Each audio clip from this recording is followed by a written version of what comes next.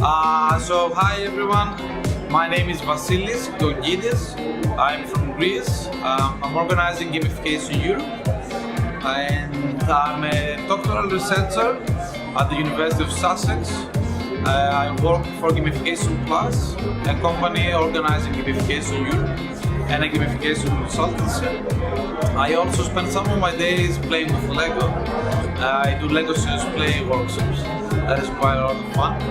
And I'm interested in all things that have to do with playfulness, games, at work and for education. I got to know what gamification is in 2016 when I was studying at the University of Brighton. And I met Pete Jenkins, that's the owner of the company I work for. Pete is doing an elective in the postgraduate business management at the University of Brighton. And so I chose this elective. I found out what gamification is, and then Pete employed me, and here we are.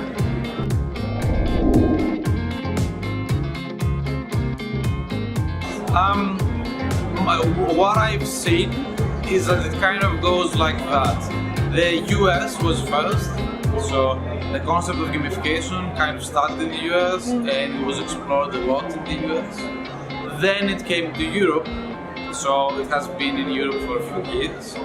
And now for the last maybe 5 years, it's been not exported, but it kind of spread in Asia. So right now it's very popular in Asian countries like Malaysia, Thailand, and other countries in Asia. They're kind of exploring what gamification is. So I would say Europe is kind of in the middle of the process. We are trying to mature.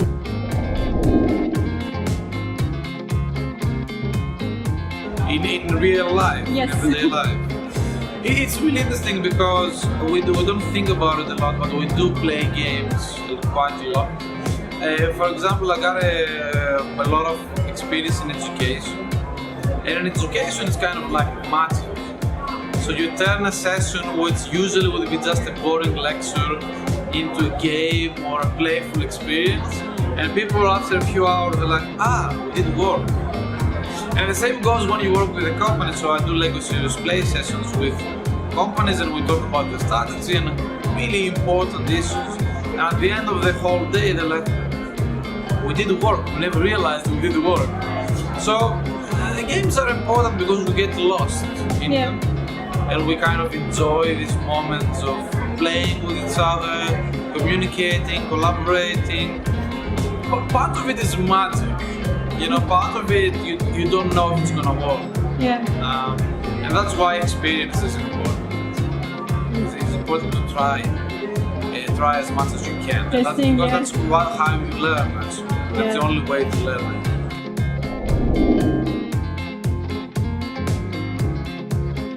Up to 2016, there was the Gamification World Conference in Spain, either Madrid or Barcelona. And that stopped happening last year. So in 2017 there would be no conference about gamification in Europe. So Pete, that runs the company, said, this cannot happen, we will run a conference. I'm like, are you sure? Then we ran a conference in Brighton, in the UK, where we are based. Our company is based. It went quite well for the amount of time we spent organizing, because we kind of had to do it in the last minute. And it was a lot of work, but it went well, people liked it. No one else was interested in organizing an event, so we said, okay, we'll do it again. We had a good time, we felt it was very valuable for the community, so we'll run it again. And the idea is, because it's Gamification Europe, it should move around different countries.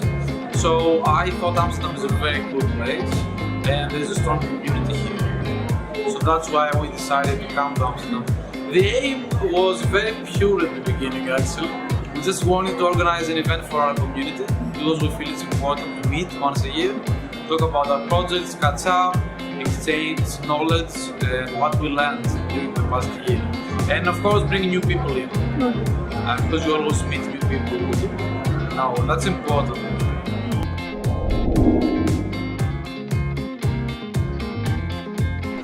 So yeah, this event is targeted in different kind of people and companies. So we don't focus on a specific area where gamification is applied. It's not a gamification marketing event or gamification HR event. It's kind of a gamification. So we have people that come here and they're gamification designers. Or maybe they are companies that have a gamified products, like software, for example, right? Then you have companies that want to look into gamification. Oh, we heard about it, we want to go and have a look. And then you have companies that are using gamification and they want to improve it, they want to spend more money maybe, they tried it a bit, and they want to meet vendors. And there's a lot of people that come here to sell, of course, and that's not bad necessarily. And there's a lot of academics that are interested in the concept from a research point of view. And there's a lot of students as well, where they learn about gamification and they want to come here and learn more about the subject, talk to people, network, of course. I would say these are the kind of the main categories of people that attend our event.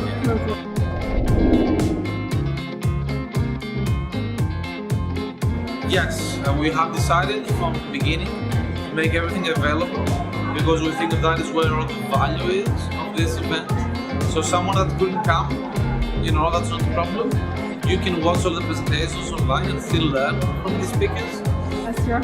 Yeah, well, that happened with a lot of people. We really believe that's where all the value is. We are here to facilitate the event and we try and invite people that have something interesting to say.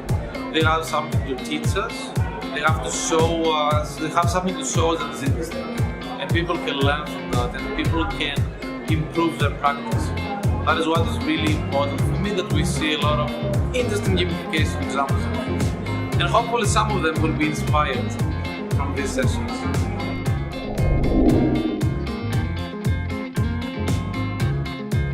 Yes, that is a good question. It is hard to organize this event. For example, I started my PhD this year, so I work part-time at the company. But yes, I think we will try our best to organize it again because I see the value even more now after this first day because it's the end of day one and it went well and I really enjoyed it. I think a lot of people gave me really positive feedback. So I feel it's an event that has a lot of value for this community and we will try our best to organize it again and improve it. We always try to improve, we always keep our notes and we try to improve it and make it bigger if possible.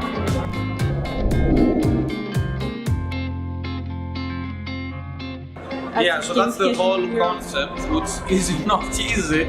It's really hard for us to organize an event in a different country from where you're based.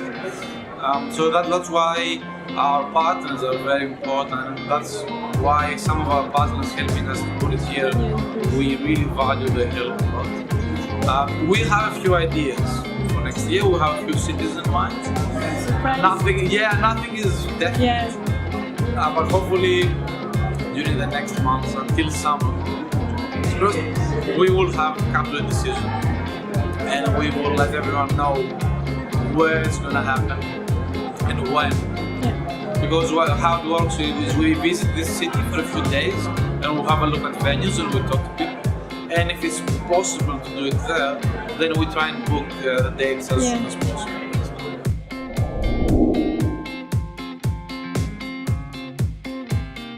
Yes, we have more people, almost double the amount of people we had in Brighton. So hopefully it will grow. I mean, personally, I don't feel it's necessary to grow.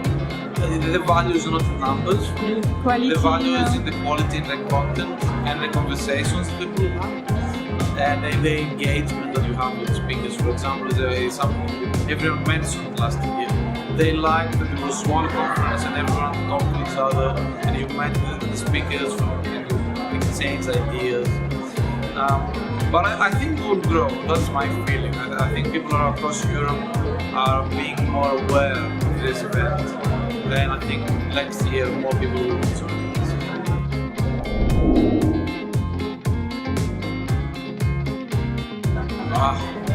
If you had to pick one, that's hard. Question. let's see, in my everyday practice, so I do it at the university, and quite often I run learning sessions with companies, or I try to explain to them what is gamification. I've also run a few sessions with teachers, people that teach at the university or high school, middle school, and I use Kahoot a lot. So Kahoot, I know it's a weird sounding name. Kahoot is a tool, is an online tool you can use for free, and you can run quizzes. So a multiple choice quiz, for example, would be just quite boring. They've made it quite fun and interesting. So you can run it in a classroom, and at the end of the session kind of check what people learned or what they picked up from your session. I use Kahoot weekly, actually, because I did the university, right? And we used it with our students, and they quite like it. Okay. They like the competition, and at the end they like the feedback. So you can tell them this is how many questions you answered throughout the whole year. Which is interesting feedback for them. They quite like, yeah, I did well. You know, or maybe I should try a bit more. So I really had to pick something. I would pick Kahoot as a tool, which is really easy to use in companies as well. I got a lot of companies that send me an email. This is so good. We use it every week.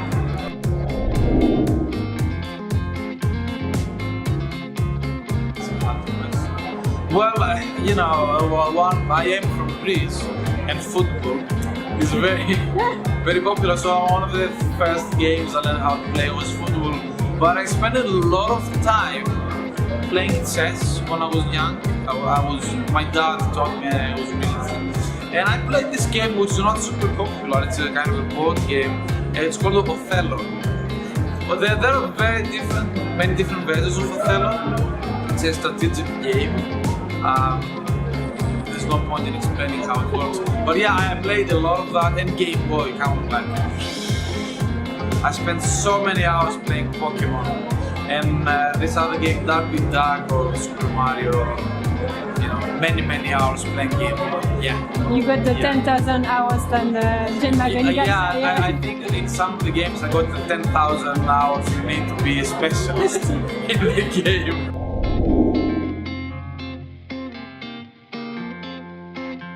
Now, what games I play? So now that I don't have as much time as when I was a kid, I tend to go for games that I can play for a little while. It's not a problem. So, for example, I play this turn-based game. It's a strategy game. It's called Banner Saga. Banner Saga is a game made from some guys in Texas, actually, and the theme is really different. It's about Vikings and Viking mythology and Nordic mythology. And it's great because it's turn-based, so you can stop at any time you want, just save the game. And also it's really smart. It's a very smart game, you have to think, but not too much. Not too much, and they have an interesting story, the game. So for the last few months I've been playing Banner Saga games. I do recommend them to people that don't have a lot of time. Okay. So that's all. So thank you very much. Thank you.